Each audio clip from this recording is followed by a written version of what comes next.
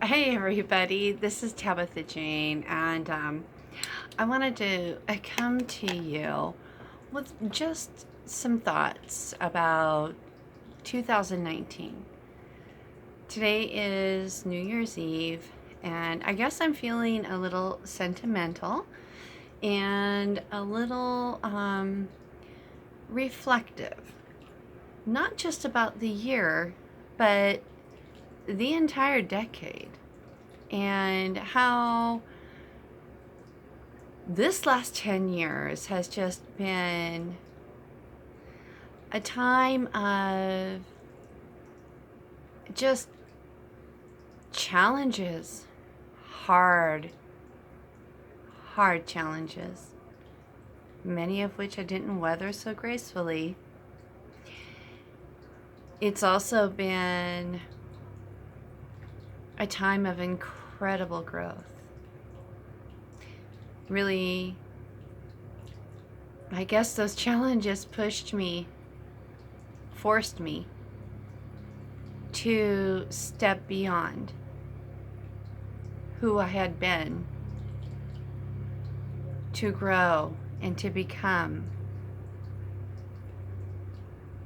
to prepare me for this next decade, this next year. Anyways, I wanted to touch a little bit on this and see if anything resonates with you guys. Maybe not necessarily, moment by moment. I mean, we all have different lives, right? But some of the insights and the experiences and the journey I've experienced this last decade and this last year, maybe some of that resonates with you. And maybe if that resonates, maybe the next year and the next decade, what I am foreseeing might also resonate for you. Again, this is Tabitha Jane. Thanks for hanging with me. Hey, if you all like what I share, please take a quick second. I mean, it's going to cost you less than 10 seconds of your time. Doesn't cost you any money. Like, subscribe, share. Help this message to get out to others, because maybe it'll touch somebody else as well. The last decade, starting in 2010 to 2019, actually was a really brutal time in my life. Well, it was a different type of brutal, okay? The first 40 years of my life, I can go back and reflect and think, and it's like each one brought its own different level of brutality. But I'm really thick-skulled, I'm stubborn. Anybody else relate to that? I didn't really learn my lessons first time around. Sometimes second time around, sometimes third time around. I mean, seriously, I had to have some hard knocks in order to wake up and learn. But I think 2010 to 2019 was really like this sucker punch, wake your ass up, calling out era for me. And if you guys can relate, go ahead. Please share. Let me know, what were your big, oh God moments where you're just like, okay, yeah, this ain't working no more. And I don't necessarily know what's going to work, but I got to do something different. And I think that's what this last decade was for me. I'm not going to get into my back history because I'll be sharing that incrementally going forward. But from 2010 to 2019,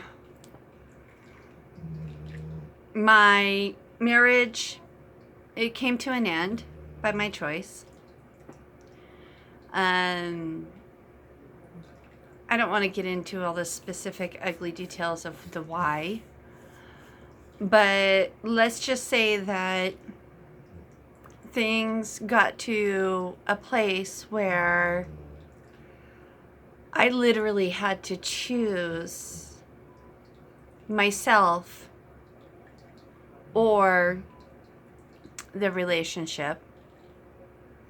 I had a thriving business that I had personally built. I did the business plan. I did all of the market research. I did the financial projections. I mean, like, y'all, I was rocking it, expanded, and made a decision to let go of the family home in order to finance the business growth because everything was lined up. 1 week later, after signing the paperwork and releasing the family home, I was notified that we lost the property. So I spent 9 months in a tailspin of not only looking for another place for my children and I to live, but also looking for another place to transition my business to, which ironically neither one worked out well. The business, I couldn't. I had multiple places that wanted to partner with me, but there was just one little itty bitty fine detail that was of major magnitude. Nobody had the $100,000 to invest in the dedicated water line for the overhead sprinkler system. And my business, because I took the family assets, the financial home assets, and invested into what was going to be a major success in every other way except for this one minor detail, I lost it. I lost it all. And in the family home, I literally called so many. I lived in California at the time with my children, and I called so many property management companies because, like, in California at that time, nobody did their own rentals. Everybody went through a property management company. I had called so many, they knew me by voice. They knew who I was by my voice because I literally called that many, and I was offering 1 year's rent in advance. No. Because I didn't have a paying W-2 job. Now let's just get real, okay? You look at it from like a reality perspective. Yeah, I could have had a regular 9 to 5 job, but that doesn't mean that tomorrow I would still have that job because layoffs are so predominant. But because I didn't have that, and I was offering a full year's rent in advance with deposits and all the crap.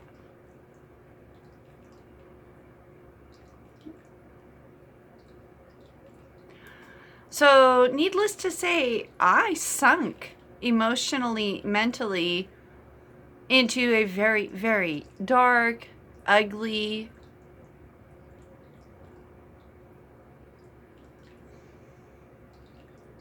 just a pit of a place to be. I withdrew from my friends. I withdrew from family. I withdrew from everyone. And they didn't know. I've never been good at reaching out anyways. Being an empath,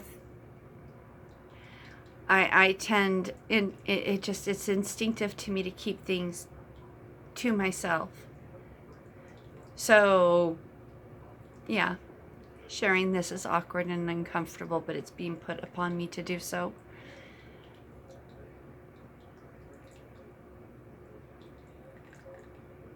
I was not in a good place. I drank very heavily. I got a DUI. I lost my license. I didn't hurt anybody. There's the grace in that, right? But I hurt myself. I just was on this downward trajectory. And then I made the decision. I had no choice. I had to move out of the area. My children didn't want to leave. I lost my children, my greatest joy in this world. You know, growing up, you guys gonna get a little something I don't share. My greatest heart's desire, because I never felt like I belonged, was to have a family of my own and create our culture, our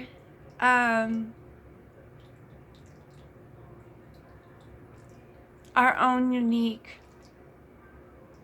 customs.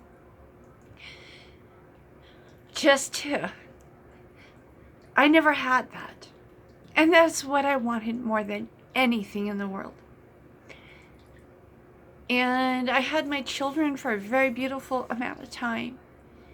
But with everything that happened, losing the home, not being able to find a decent place to live, losing the business, one thing after another, $40,000 in debt and legal fees because of fighting through the divorce proceeding.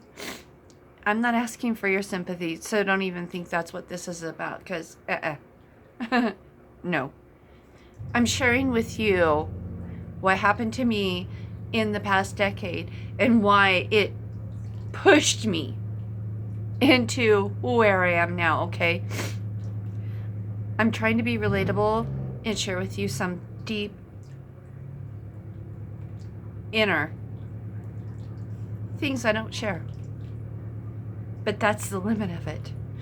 If you're giving sympathy, you can just suck it back up, because I don't want your sympathy. I don't do that. You can understand and relate with me, but don't sympathize, please. I don't need any pity party. Sorry. I made a decision I had to relocate out of the area, and I wasn't going to be able to have my children regardless because of the court system, and I was already $40,000 in debt. I had used up everything I had. I had just enough to relocate. So I moved to Amarillo. That's where my parents live. That's where I now live. And yeah, my downward spiral continued. But what happened in 2019, just as I was starting to pull myself up by my bootstraps, for the first time in my life, I was fired. I have never been fired from a job. And I was fired over the most lamest thing ever. Because I misunderstood the attendance policy and I was 30 minutes late. And that violated the attendance policy, so I got fired.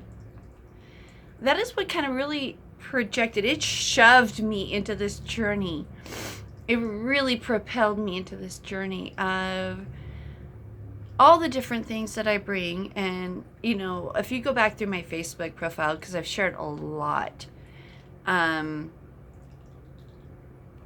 of my new insights, a lot of my understanding, a lot of the experiences, a lot of the things that I've learned. And in spite of how awful this last decade was, the last 6 months, yeah, they've been hard, but they've been beautiful, more beautiful in the last 6 months than the last 47 years of my entire life.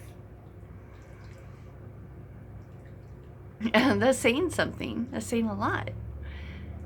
The last 6 months, I have really learned who I am. I have really learned to connect with myself. I have learned to love myself, to value myself, to love and value others. I have learned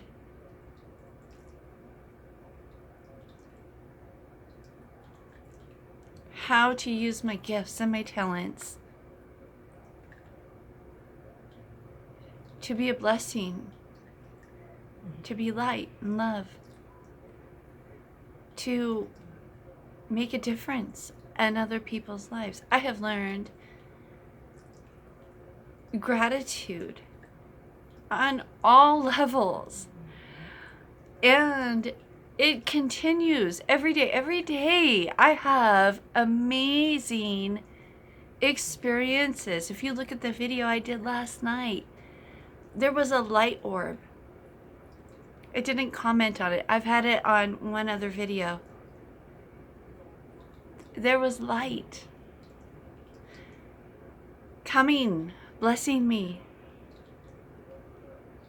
giving affirmations. There's so much more that we never even knew, because previously we were so entrapped in what was. And there's no blame in that. I mean, past generations and past beliefs, that's all they had. But this last decade has been such an energetic shift. And in my case, I don't know if you guys can relate, I told you already at the beginning, I'm very thick-headed. I had to have basically my face shoved in it to wake up, to realize, to step forward. And so I continue to step forward. I continue to explore. And now, instead of, who do I want to be when I grow up? I know who I want to be. I want to be me. What does me? I have so many interests. I have so many things that call to me. It's like every day's Christmas. Every day there's a new gift. There's a new just thing I get to experience. Every day's fun. And it took that ugly, brutal, destructive decade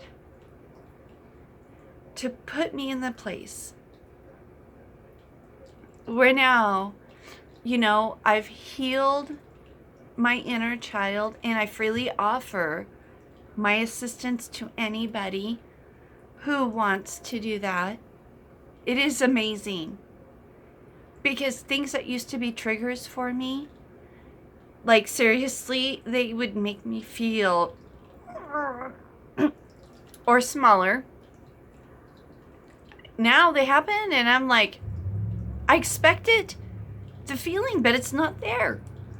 And it's kind of like, this is cool. I'm okay. For, 46 years, 47 years, it would knock me flat on my ass.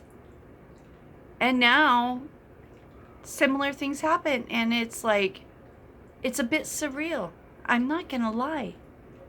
But it's more awesome and amazing because it doesn't tear me down. It doesn't knock me to my knees. It's all right. And so when I catch it and I realize it is like, that's when I'm like, wow, it really does work. It really does help. And it empowers you. And as we go into this new decade, this new era, the age of Aquarius, as we go into this new year, all these amazing changes, they're there for you just as much. I'm excited. I can't wait. I am inside. I feel like, the little kid at Christmas morning, and they're sitting there and they see all the gifts under the tree, and Santa came in like, okay, Mom, Dad, get up, get your coffee, go. Come on. I want to see. That's how I feel. Life is so crazy, awesome, and exciting, and I can't wait to see what it's next. Every day's a new gift. Every day's a new adventure. Every day's a new experience. And if you knew me 10 years ago, you would say, hello, who is that person? 10 years ago, I used to get teased. You could surprise me with a trip to heaven, and I was going to bitch and scream and carry on the whole way. But if you told me we were going to be going to hell in X amount of time, I was okay with it because I could plan. Now, planning, it's the last thing on my mind. I mean, it's like every moment it's a new adventure, a new experience. It's a new opportunity. It's a new awakening. It's a new possibility to interact with someone or to share with someone. It's like, seriously, I can't even explain. I shocked myself. It's that, okay? So 2010 to 2019, pretty much brutal. The last 6 months of 2019 were my wake-up call, my paradigm shifts, my real insights, love, just such peace. And I think 2020 is going to be even more amazing. And I wanted to share this with all of you. One, if the last decade was hard, if the last year was like, oh my God, challenging, you're not alone. But it's an ending. It's a death. And I say that it's like the tarot cards. I don't have my cards with me. When I do a tarot reading, which I also do, when I pull a death card, it's actually, to me, it's really exciting. Because a death card doesn't mean like, oh my God, the Grim Reaper's coming and... No, it means something is gonna end. Something is closing. It is coming to the final chapter of that book, which means there's a new beginning. There's a new start. There's something else coming to you. What do you do with that? How do you make it? What is that new beginning going to reflect for you? I find it extremely exciting that I can rewrite my life, that I can take charge, that I can go forward. And what happened, happened. That was then, it's done. It does not have to determine my future. I choose. I think that's the most amazing thing about this ending of 2019, beginning of 2020. Choice. You've got choice. That's going to be my word for this year.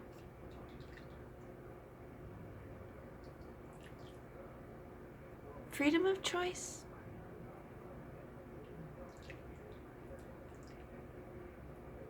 Choice freedom. That doesn't exactly make sense, but that's what's coming to me. Choice is freedom. Maybe that's what it is. You have choice. And through the decisions you make, through the choices you make, through the paradigms that you choose to shift, through the new awareness, through the conscious awakening, through the reception of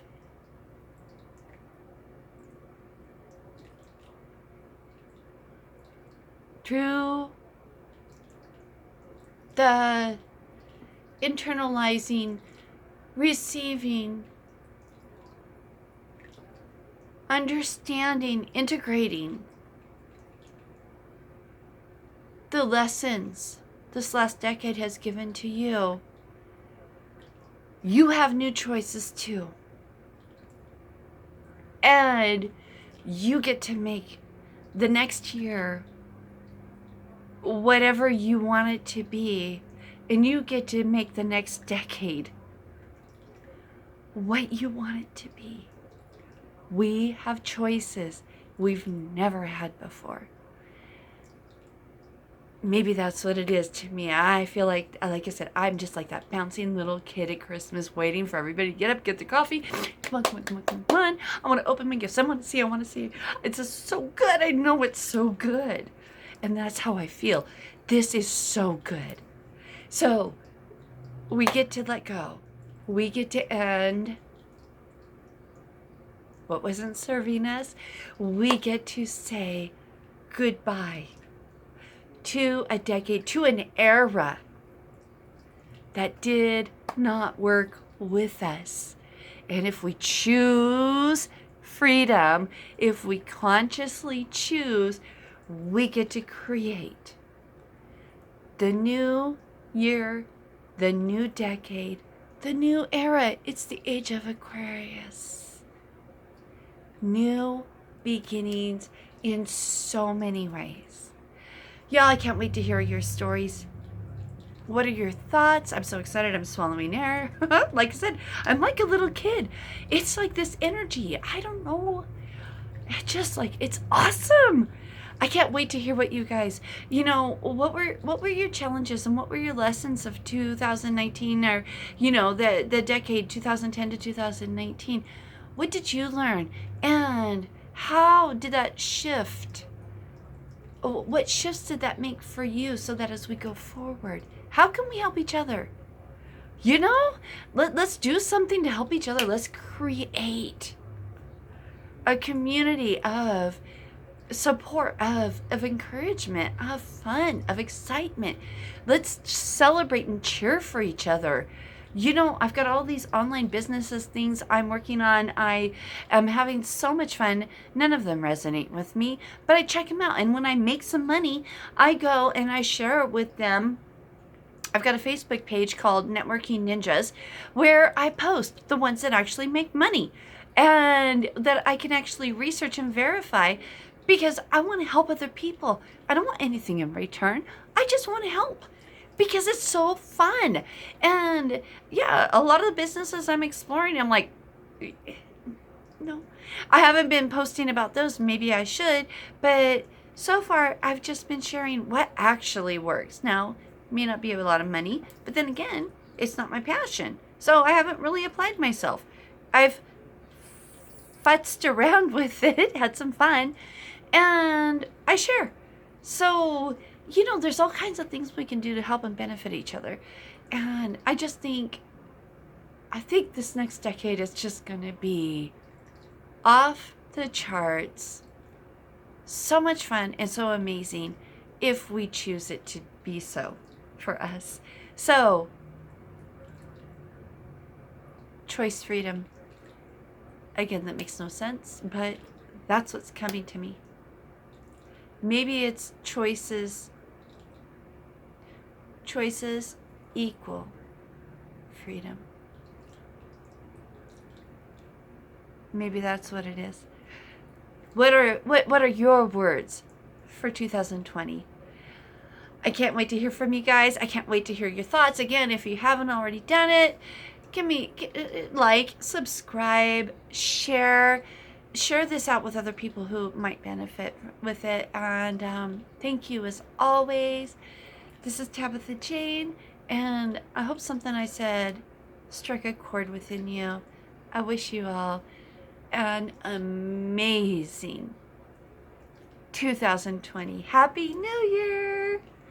I don't have a horn. I should get one. That would be so obnoxious.